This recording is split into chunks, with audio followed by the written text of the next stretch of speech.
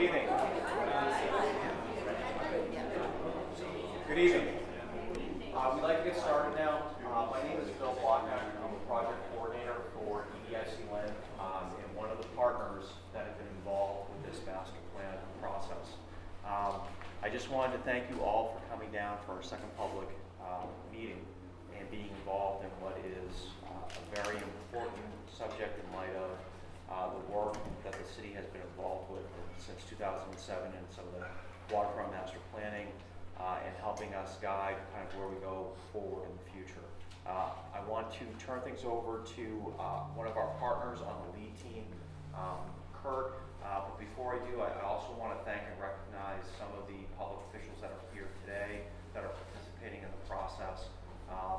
Councilor Jay Walsh from Ward 7, I know is here. Thank you for coming.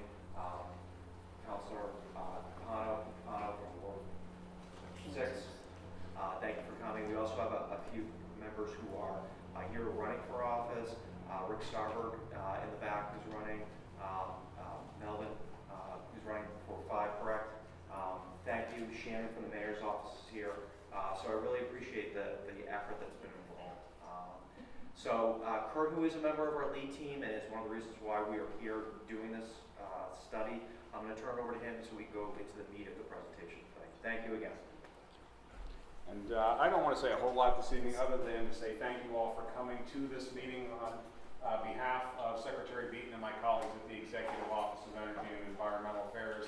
As I said at the first meeting about a month ago, I think you folks have a wonderful opportunity here. You have a 305-acre area on the waterfront that has a lot of potential to be something in the future, and this is your opportunity to engage in the process to do something with that waterfront to benefit the city of Lynn into the future.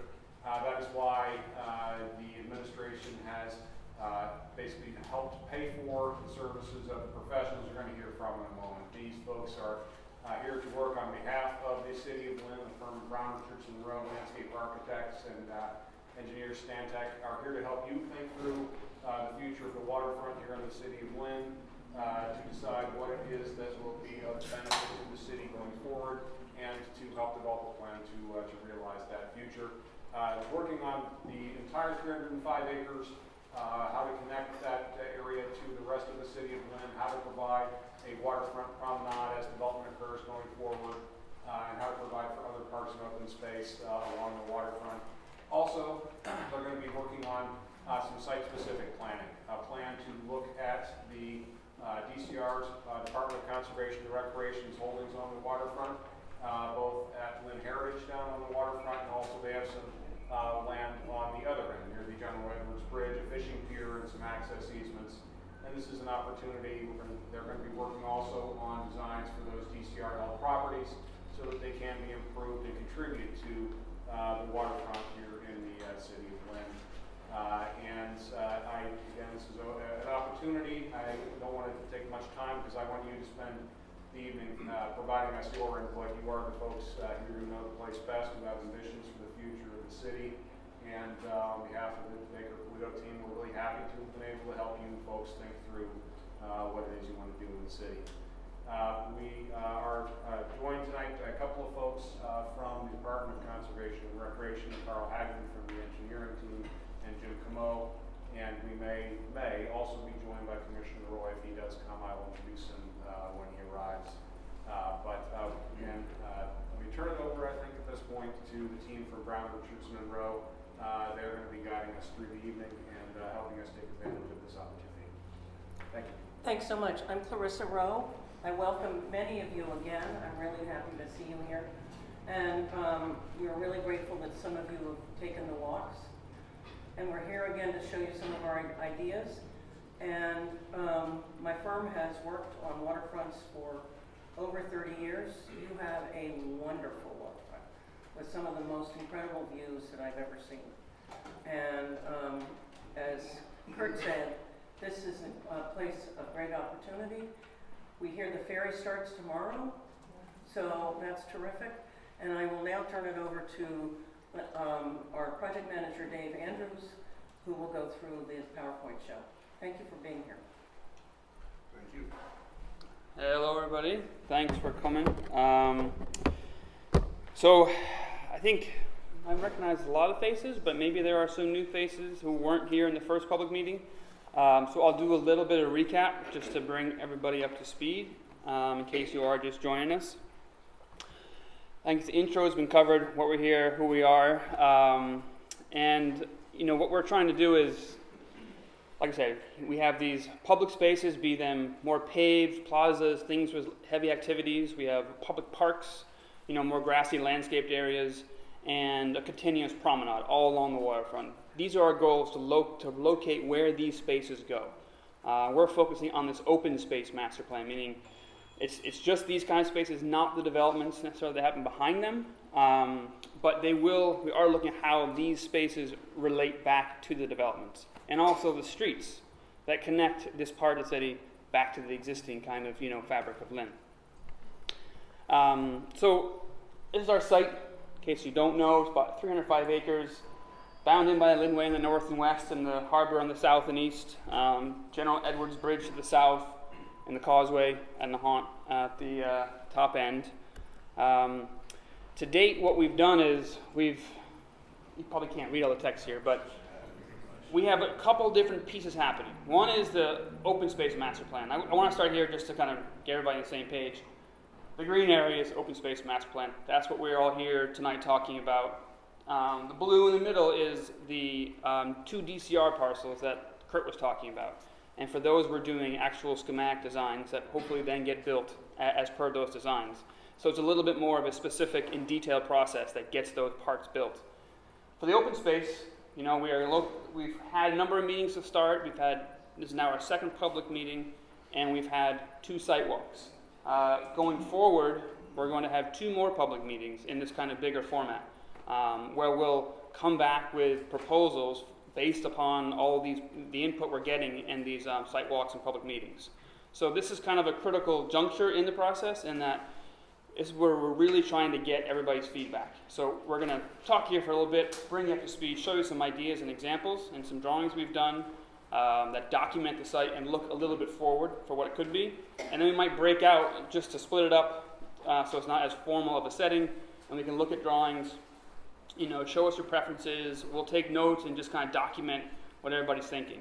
And then at the bottom, we hope there should be outcomes from this process. We're not building a park or a plaza out of this particular open space master plan, but we are hoping to spark a little bit of activity and energy around this. The 2 DCR parcels are great triggers for that, but maybe there's things that are short-term uses that people can run, different groups in the city currently can run and activate some of the spaces that already exist.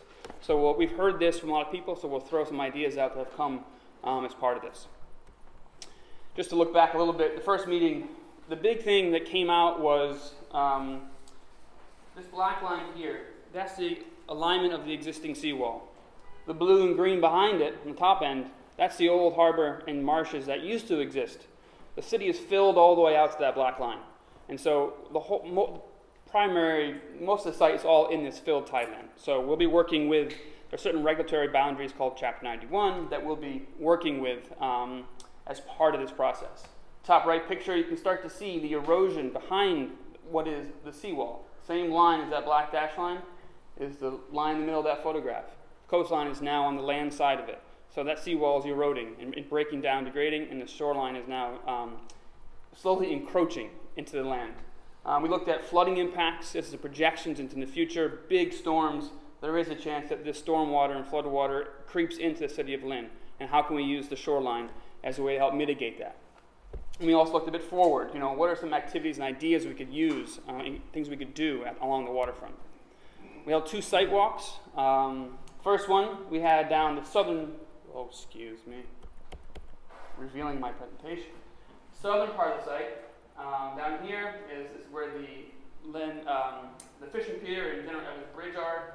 DCR has some land holdings down here, which we'll talk about. And we also walked up the shoreline to see some of the erosion of the coast.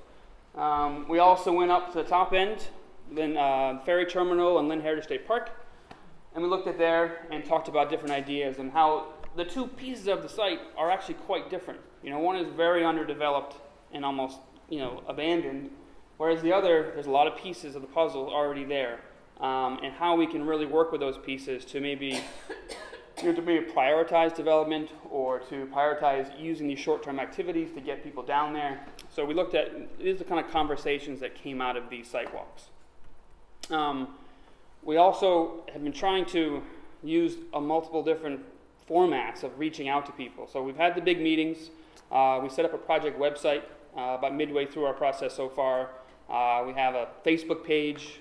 We're sending out email lists and notifications of the meetings and notes and reports about things we've done. And we also issued a survey, both online and on paper. I should say the New Lynn Coalition really helped us out. They took a bunch of our surveys and brought them all through the city and really gotten back a lot of responses for us. So it's been really helpful to have people on the ground to get some of this input for us. And I guess the first, a lot of the feedback that we're getting is that there's excitement about the waterfront, but there's also concern with the state that it's in. And also, there's not really much to do there in its current form. Even if it is Lynn Heritage State Park, where there's a landscape park there, there's not really much to do. So it's about getting people's ideas for activating them. And so through the survey, we've had about 71 responses so far, and it's actually a bit more now since we wrote this. A handful from the site walks. About a good 50 of them came from our online survey, 15 face-to-face, and I know that number is now, I saw some come in today, it's more like 40 or 50 more, so, which is really great. We're getting a lot of information. I'm going to kind of walk through some of these things we've heard. The percentages, when we asked the question, people were able to answer multiple answers, so they don't always add up to 100%. So it's just it gives a general sense of people's feelings and how they use the site. The biggest thing to look at is that we threw in Kings Beach as well to get a sense of how much people use the current waterfront, where there are some things to do. But people have been to the ferry terminal, Lynn Heritage State Park, and Kings Beach. About 80% of people have all been there. A much lower percentage for the fishing pier and Walmart, not surprisingly, because there's not much to do there. And a lot of those responses are people who came to the site walks. So those numbers are a bit inflated. But the critical thing is, how people got there. And it's mostly by driving their own car. Almost everybody drove or walked, and some people on bikes. So there's no real public transport being used to get to these places. So that's something we've got to keep in mind. And the big takeaway for me is that if the Lynnway is this big barrier or line between the city and the waterfront, and there are high volume of people using bikes and walking, making that crossing more friendly is really important. So that's the part that's what's coming out of those numbers for me, is that we really do need to improve that, and I think we all know that as well. Then we looked at what kind of stuff do you do there. So mostly people go for a walk, because that's about all you really can do is go to the walk. People do go to the beach where there is sand, right?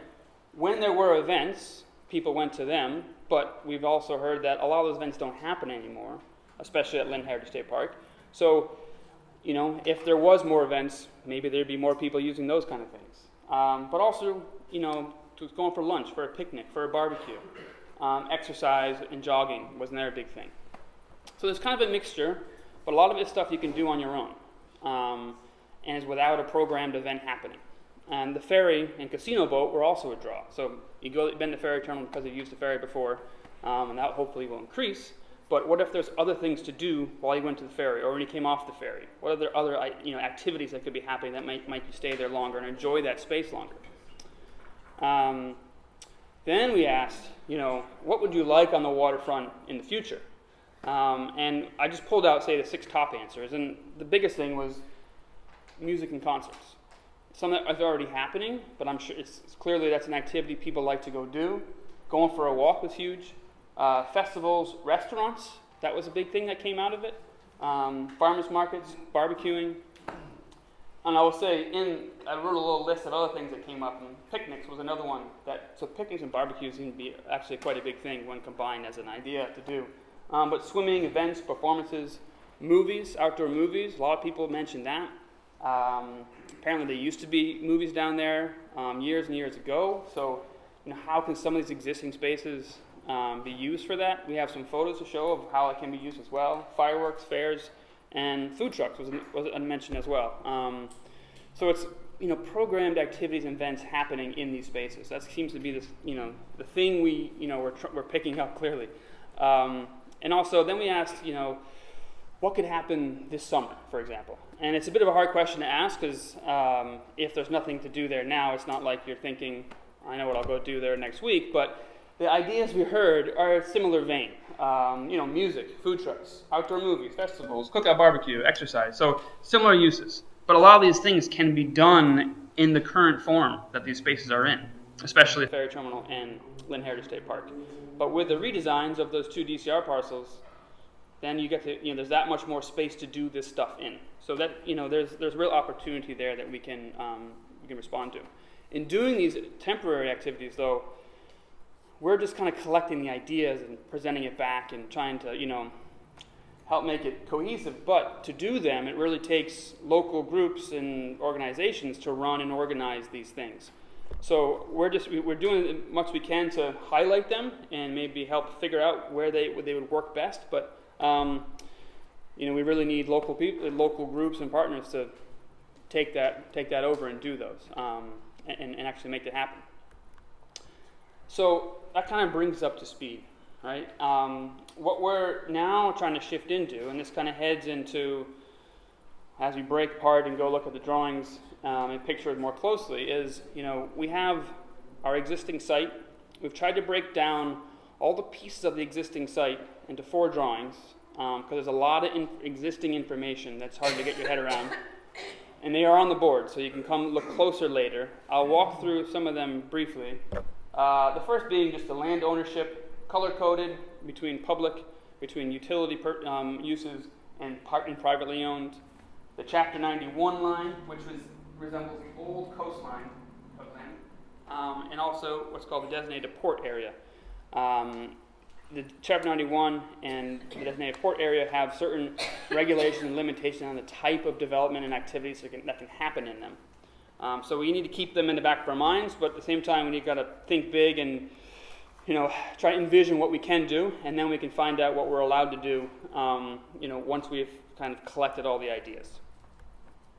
We also looked at our seawall, and you'll see it better in the back drawings. Tried to identify the different, roughly speaking, different types of walls that exist, be them stone or timber or piles of rocks, or actually a intentionally created riprap wall or a stone or a built stone wall, and then labeling some of the conditions, which are basically eroding, unstable, breaking, and settling. Those are primary conditions of the wall. I mean, there are parts that are perfectly well maintained and intact, but this is a big thing that we're having to deal with. So we're just letting you see all this. That there's some problems we need to try to solve, but I think there's also ways that we can use some of these improvements as ways to make better public spaces on the land side of, or get access to the water. So when repairing the wall, does it become a long straight line, or can you break it up? Can you create places to get down to the water? Can you make safe places that are above flooding lines with views out to the water and a nice solid edge that's not going to erode? These are called living shorelines. These are ways that you can have small jetties, if you will, of rocks out into the water and actual habitat for fish and shellfish and plant life behind the walls. But also you can be a little bit creative how you design it so there's space to get there, space to get down to the water's edge. And these pictures kind of show all different examples of how this might look. And it comes out of, I think it was mentioned, we're doing some borings, and they're on the 2 DCR parcels, which you look at some of our drawings, you'll see those walls are settling or failing in different ways. It's either the wall is sinking into the soil or the wall is eroded over time. We're going to have our engineer Stantec go out there and take geotechnical borings, which basically is just drilling into the soil, both on land and in water, to see what kind of soil we're working with, how much bearing capacity it has, what can you do with it, what are the risks associated with it. And then we're also going to do some coastal modeling, which shows you how much the waves are crashing against it and what the forces are. So when it comes time to repair these walls, we have some data and some ideas about what we're working with. And so these are the kind of ideas we're just throwing out there and also that are floating through our heads. We also looked at the experience of being down on the waterfront. And the big thing is it changes depending where you are. So on the Lynnway, it's the Lynnway. You know, there's big parking lots, there's cars, you're driving. It's really hard to cross over. Your stores are set quite far back. You go to central portions, you know, where there's the recycling facilities, there's the sewage treatment plant, you know, it smells like garbage. There's the smell there. But you go on the backside on the water, and it's beautiful, you know, it smells like the ocean, and there's views out to Boston or to Nahant. So there's different characteristics depending where you are, but it's also a working waterfront, and these are what happens in a working waterfront. So it's not trying to do away with every part of it. This is what a waterfront is. So we're trying to, how do you embrace and how do you link up appropriate activities side by side along the waterfront. So it's kind of being aware of the context that this all takes place in. And these is kind of showing some of that same principle, you know, the nature of some of the sites, large parking lots, but also, you know, really nice views from the trees, views out in the water. We're also looked at, this is a key thing that we heard again and again, is about connections. And one is just making it nicer to connect from the city down to the water, but two is what the nature of that connection is. So is it, you know, does it feel friendly for everybody in Lynn to walk down the waterfront and be a part of the waterfront edge? So, and, you know, maybe this is where our conversation gets into development, into what the streets look like, and we're looking at how our open spaces relate to those developments. So maybe we can look at, you know, ensuring or setting up the guidelines to make sure that the streets that go down there work for everybody. It doesn't feel like you're walking a private property. It feels like you're in Lynn, you're walking down to the waterfront, and you're on a city street with things to do. And so it's about kind of being aware of the different ways that connections, making the connections back to the city are really important. So this drawing, without going into all the pieces, highlights existing streets with sidewalks in the green on the top end, and existing streets without sidewalks on the bottom end, which is basically in our project site. There are some with sidewalks, but primarily there aren't sidewalks. So all these connections, and even the streets that do have sidewalks, aren't necessarily the best pedestrian experience. So just keeping in mind that there's, you know, we really want to make it more friendly, more accessible, and just better, no matter where you're walking on it. And we're also looking at key crossings that are really important to make, you know, linking at critical points along the Lynnway, and looking forward a bit too. You know, if there's going to be new development here and a new railway station, you know, new commuter rail station, you know, that connection across is important. And also then moving along the waterfront and how we make those connections work. So it's kind of working in two directions. And what is the nature of those streets and spaces? You know, are pedestrians and cyclists and the humans catered for? Is it, you know, not just a car environment, but a human environment to walk through and to move through? So it's about looking at different ideas and different ways to be a little bit more respectful of us to get there. And then what we did is we took a first stab at it. You know, we've made some huge assumptions. We've marked up things that aren't on our land. I've not adhered to all the DPA restrictions, which you can only do marine-based commercial activities in the DPA, the designated port area. So that's a challenge we have to work with, but we want to have a conversation about it. We've taken this, and you'll see better on the smaller board, on the board in the back. There's a lot of expanse, open spaces. You know, can those become public parks or open spaces? Can some of the areas, while the pieces come together, should those be public spaces or plazas or places where there's restrooms and concession stands and a bit of parking and, you know, things to do? So how do we find little hubs along the waterfront and connect them by either nice open spaces or by the big promenade? And the promenade being the path that travels through all this, and it may look different depending where it's at, depending what it's moving through. So we've tried, like I said, a first stab at it, but really the idea is that we look at it as a starting point and we hear your ideas about the kinds of things you want to do along the waterfront, trying to locate some of these uses, and what, you know, and where should we be doing these different activities. And, you know, these are the kind of things, you know, how do you get, you know, cafe next to a promenade next to the harbor? You know, how do you get a musical venue, an amphitheater, a musical venue for a performance or a concert in the park next to the promenade. Can you go down there with your kids and rent some roller skates or rollerblades and enjoy the waterfront for a while? Maybe get a cup of coffee or soda afterwards. Can you have a cafe at different parts, at appropriate locations? We also then I guess the last piece is there's a period of time between what we're doing, which is this master plan, the big thinking, and locating these spaces, the designing and hopefully building of the 2 DCR parcels. But then there's public spaces already there. And how can, as I mentioned before, different groups in the city kind of take ownership of these ideas and try to petition to run events there? This is what we're hearing people asking, and so I'll just show some pictures that I am aware of, and I've seen other examples of that kind of adhere to what we've heard. Some are food truck events, or you have a large-scale, festival or fair. You have infrastructure in certain areas with parking, electricity. The stuff is there to facilitate some events. So how do you use that, capitalize on it? Outdoor movie theaters, drive-in theaters, or I like this one. You have a big barge with a movie theater on it. No expenses spared here, but on that, some of these can be, these are big and pretty pictures, but some of these can just be proper local events, don't have a massive budget. Things that exist now and happen now can maybe happen there, So these are ways to just starting to take the waterfront into the fold. There's also things like other activities for kids, it can be kids or adults, themed events, performances and events. These are the kind of things that can be happening down there potentially. So what we want to do is take a breather. I'll stop talking. We got some minor snacks and tea over there, and then we're going to reorganize a little bit. Two groups. Did I say 3? No, I didn't say anything. Okay. 2 groups.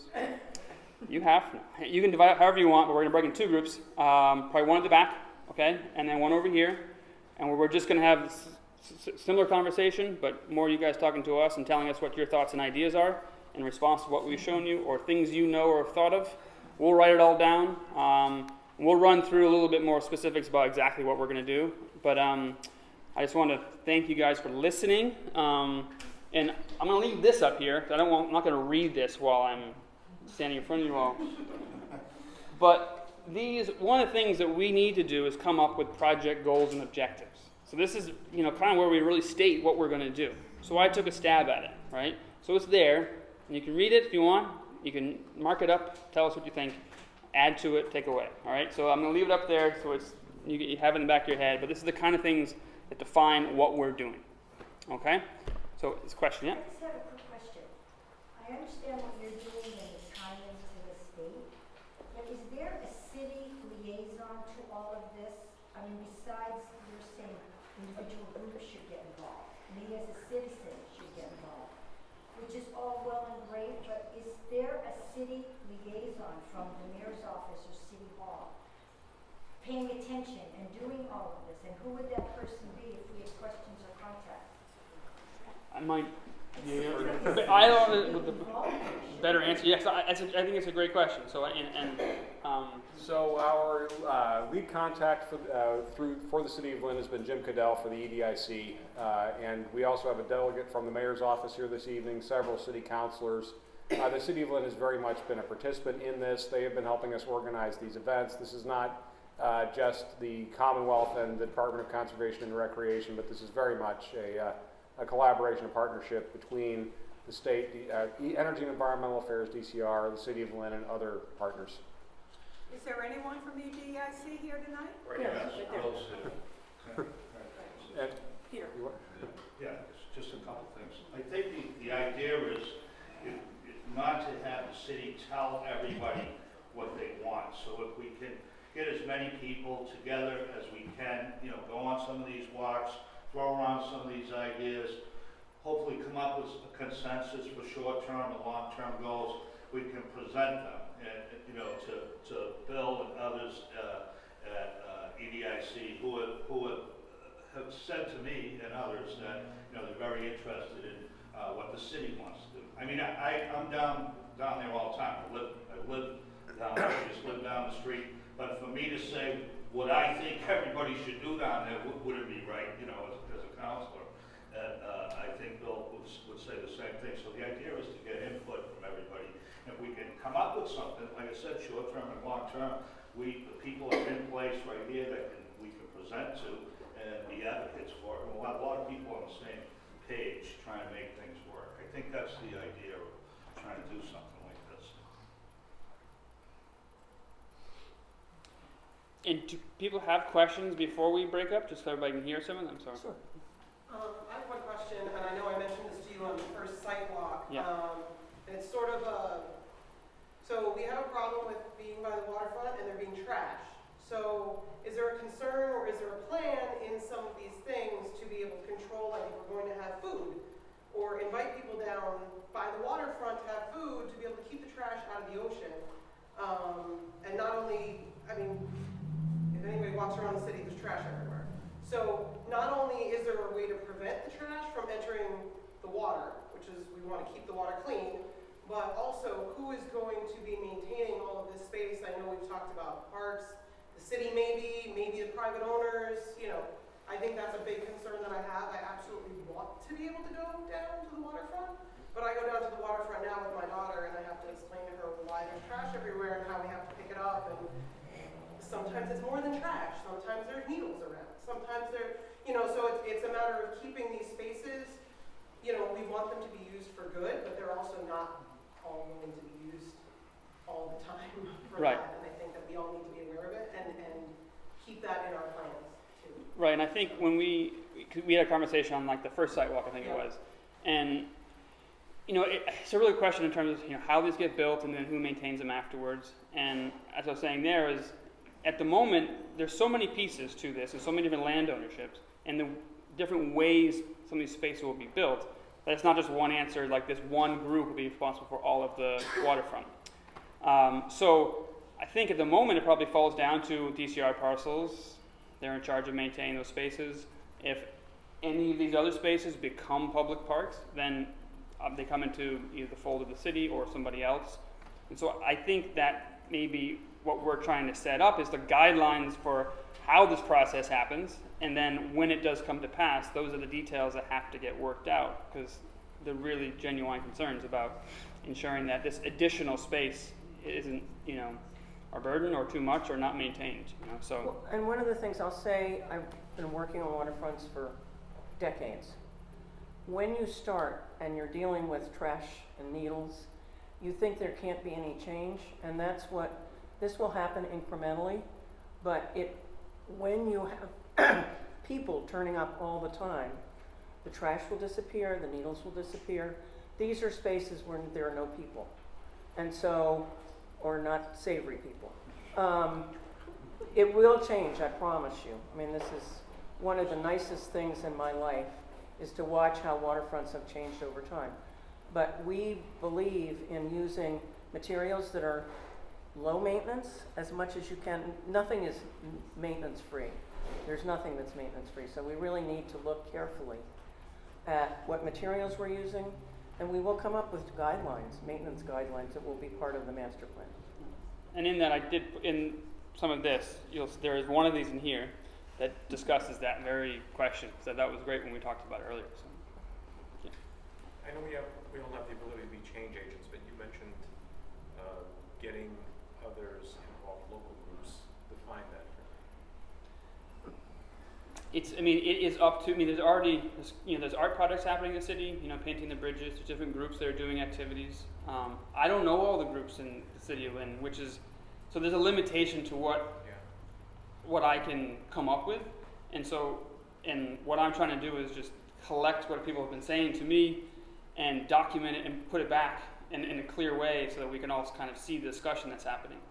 So I really almost, in a way, turn it back and say, do you know of good groups who could do this? And I don't know the process to even run an event on a public property. So, that takes research by somebody. So there is a limitation to us even saying, here are things you can do on the waterfront this summer, because there's a lot of steps to get there. But it's a great idea. And it's been done. That's the other thing. It's not like it's an unachievable thing. It's been done a lot of places. And there's some events happening in Lynn already that are like this, and so it's kind of capitalizing on that. So, I don't know if that really is a great answer for you. That's right. Yep. Clarissa, I have a question for you. You said you've been doing this for 30 years. Is there a town nearby that you can cite as an example that we Yeah. can go see and ask, etc.? Well, the one I can think of that's I did at the beginning of when I started my firm 35 years ago was Manchester, New Hampshire. That's not close by.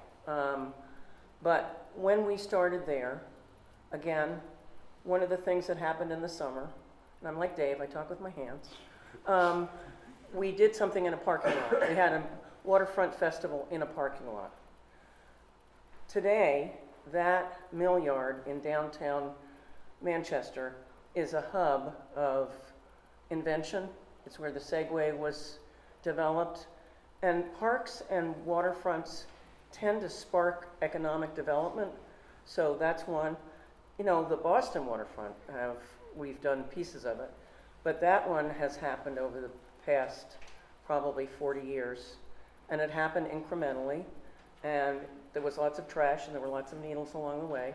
But one of the most important things there in Boston was a promenade all the way along the waterfront. That was the key thing.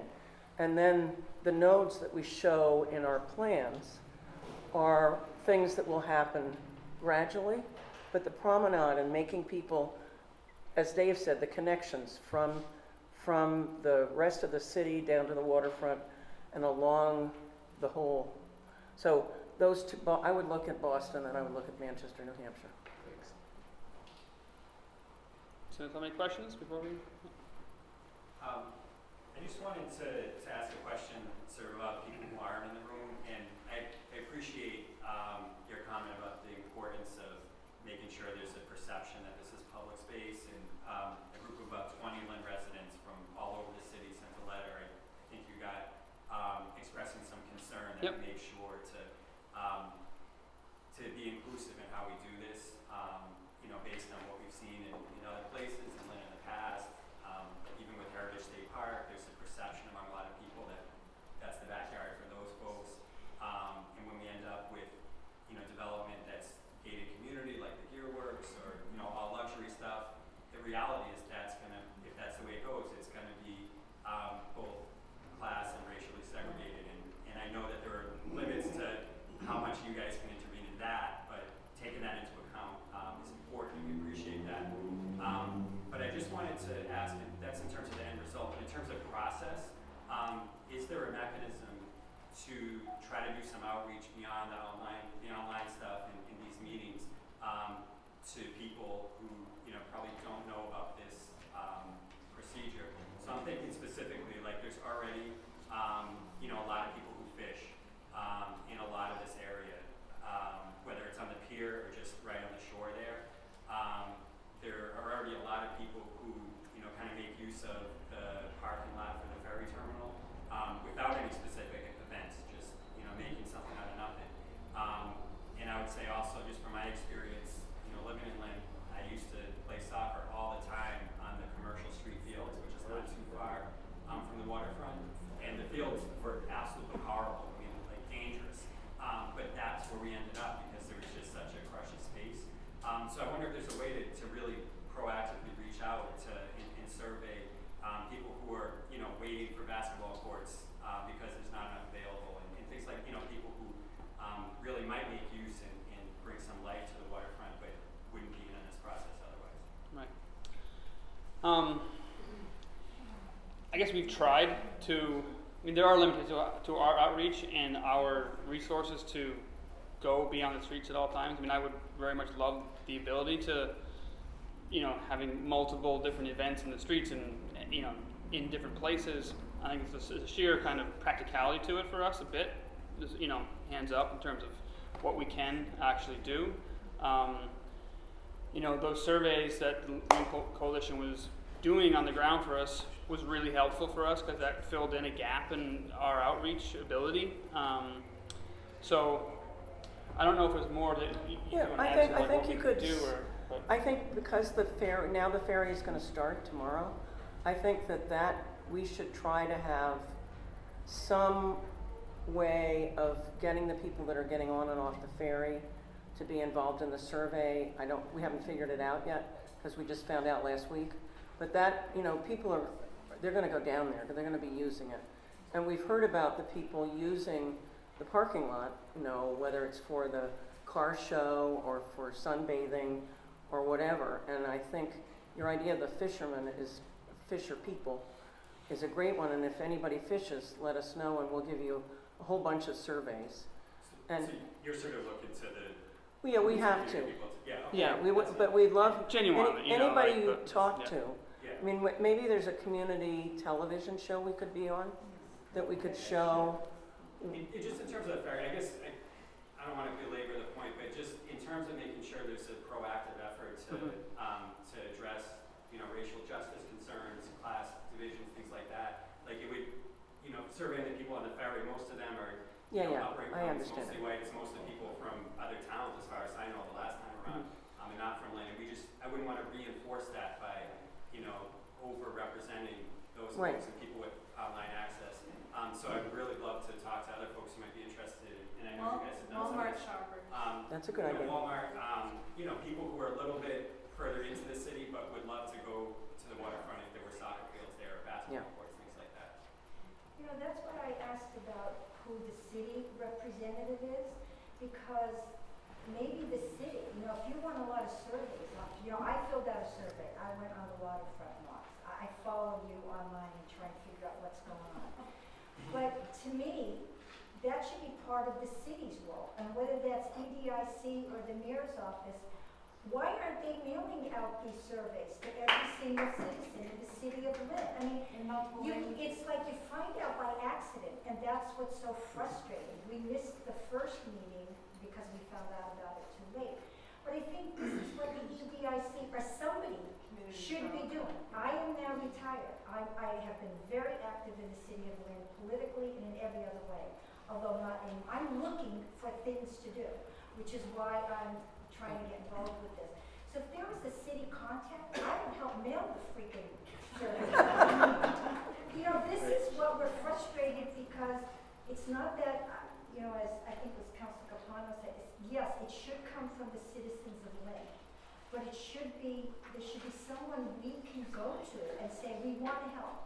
What should we do? Why aren't they sending out the surveys to every single citizen that lives here? Or non-citizen if they're written. We'll ask them.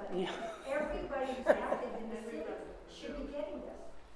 I think you can sense we have a genuine interest in getting the input of the public broadly speaking, and we'll talk to the city about some of the ideas that you've just brought up and whether we can get these things circulated more broadly. Certainly like the idea of the local television station, like the idea of Walmart. Certainly we'll get a different demographic at Walmart than you'll get coming off of the ferry. So thank you for those ideas. Okay, I agree with everything that everybody has said. My concern, everything that the two parcels that I'm concerned with right now, because they're there, are the Heritage State Park, the DCR properties. And everything you're talking about, us coming up with ideas and groups having things, and I told you all this on our walk down at the Heritage State Park. I have to be honest, I had not been to the Heritage State Park in many years. And that's a surprise to me because I was on many of the planning groups when it was originated. And I remember what it was like. And it had full-time staff and all the things you're talking about. We had concerts, we had Harbor Monster Festival that hundreds and hundreds of kids came to every summer, and a lot of other activities. But administrations changed, blah, blah, blah, tax money, the whole thing. And I was appalled at the condition of that piece of property down there. Weeds everywhere, uneven sidewalks, the walkway. So I have to say, I went to the first meeting in City Hall full of hope, all about all of this. And I'm a little dismayed now because what is the good of doing all this? You're talking about groups going down and doing something maybe at the Heritage State Park this summer. It looks awful. No, I And- think and what can- and we're what- talking about the ferry parking lot is where we're. Okay, okay. No, But you- I mean, I thought it's that not we safe were gonna there. be talking about No. things to be done Yeah. there. Only the ferry is what you're interested in? I think for tonight? now, it's very dangerous, the It Lynn is. Heritage Park. I think that And unsightly. And the other thing, though, I want to say is, why, or maybe it's happened and I don't know about it, is the developer that's going to develop that piece of property next to Heritage State Park going to do anything besides a boardwalk that's state mandated to maybe help out maybe the Heritage State Park? Do you know? I haven't seen the specific development plans for additional public egress on site. I'm assuming they're going to have to provide some based on the chapter 91 requirements. So the requirements to provide that public access are part of what I've seen so far, the linkage between Heritage State Park, the adjacent property where, again, the owner has the backside Gorilla Farms that then connects to where the ferry landing is located. So our expectation would be that that owner and that developer will have that continuous walkway, so you have that first real connection between Heritage Yes, they State do Park. have the boardwalk, but as far, I've been told that's all we have from them. And I really hope that as these parcels down along the Lynn Way become developed, that the developers will hold their feet to the fire, please. Don't give away the store. I mean, this is Waterfront. 10 miles from Boston, and we don't have to give them all the tax breaks and all the different things to get them. Nowadays, people want to buy property in Lynn. Look at the prices of the houses right now. But it's really important that these people do not just come into our city, build their condos, and leave, and we're, Let me, if I might, let me address a couple of those things. There we are. First of all, the condition of the state-held properties, Lynn Heritage on the waterfront, and the what's presently an easement and a fishing pier.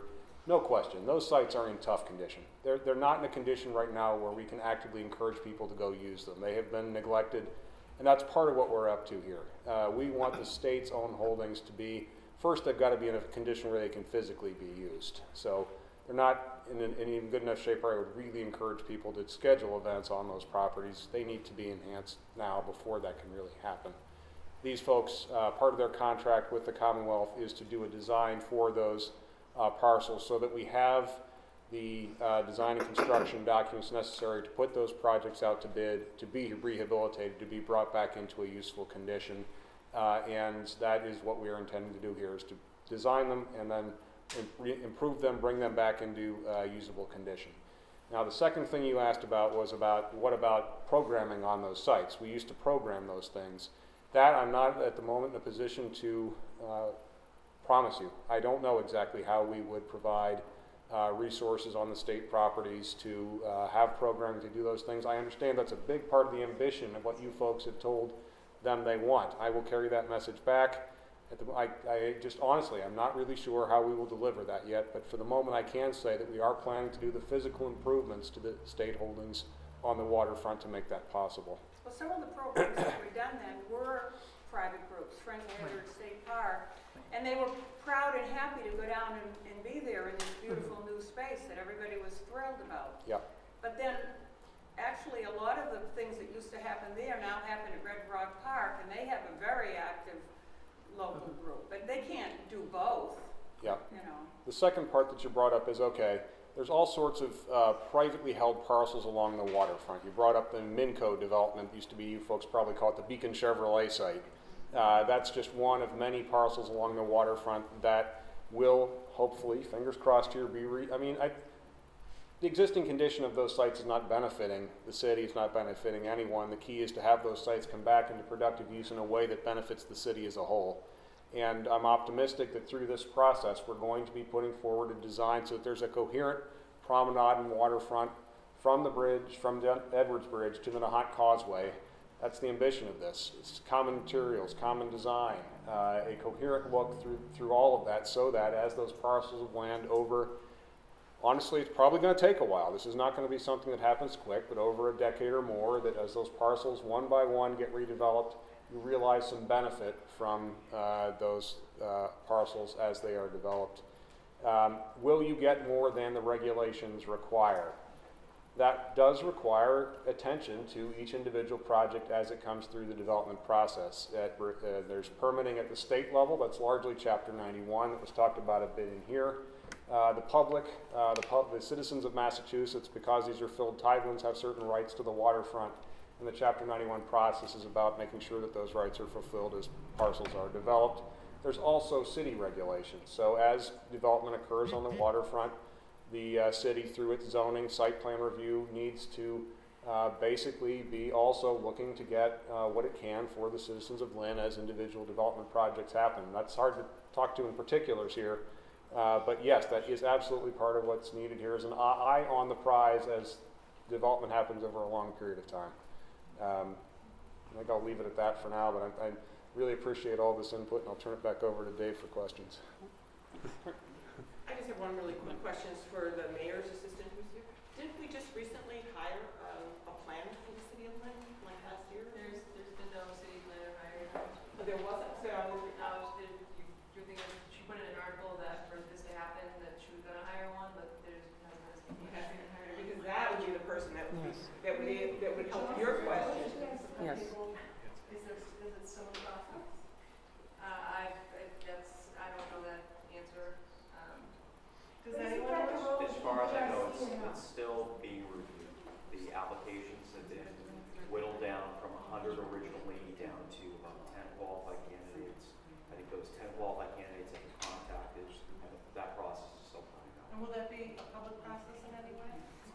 I think that's, again, that will be the mayor's decision on what the time frame will be and how that will be executed. But I know it's something that community development and EDIC have committed to providing the resources to be able to kind of move forward with that decision in light of some of the other financial challenges the city is facing right now as we move forward in this whole process as a whole. But ultimately, that would be the person that would Yes. answer your question about coordinating all the master plans that would come together between the public master plan and all the private developer master plans. That would be the person that would approve or not approve a design based on whether something was accessible from one parcel to another. Or consistent with existing master plans like the Master Harbor? Exactly. Exactly. You know, I know this is discouraging, but you all are in this room again. You obviously really care about it. You have 2 city councilors here, and they are also calling us all the time. Don't you worry. On the phone to us. We have people running for city council. That's wonderful. And you need to keep being, if you need to be grumpy and tell them, because that's the only way it's going to change. You know, I'm an old elected official. I responded to what people said. And if you start writing letters to the newspaper, if you do things and organize yourself, and I know there are different organizations that are doing that, but don't let this go, because this is too important for the future of the city. And I think you really need to be proactive, and Peter and Jay are here. We really appreciate their being here. We send everything we're doing to the city councilor's board administrator, Terry, to let her know when all the meetings are, so that anybody, the city council can know, and we let EDIC know. So we're doing the best we can. We'd love to be partners with all of you, and we want this to succeed. It's very important. You know, we have read all the reports. We know you've had a lot of reports. We're trying to build you something. That's the Gateway City Parks program has been successful in the last 9 years? 9 years, because we do plans, but then we build them. And that's one of the great things about this program and the Executive Office of Energy and Environmental Affairs. There are, because of the lead team, we have a bunch of cabinet people working on Lynn, and we're going to be sending them the transcripts for this meeting. That's why Althea's taping it. We put it up on our website so anybody that can't come to the meeting can look at it. We want to be as successful as accessible and transparent as we can be, but we do need you to use your own voices, because we are, as you know, we're an outside voice. But I think your comments have been excellent, and we would love to have you really look at the plans. Do you think you could do that? Dave's worked really hard on them, and James, and Althea. So take a break, and then come and look at the plans in the back of the room.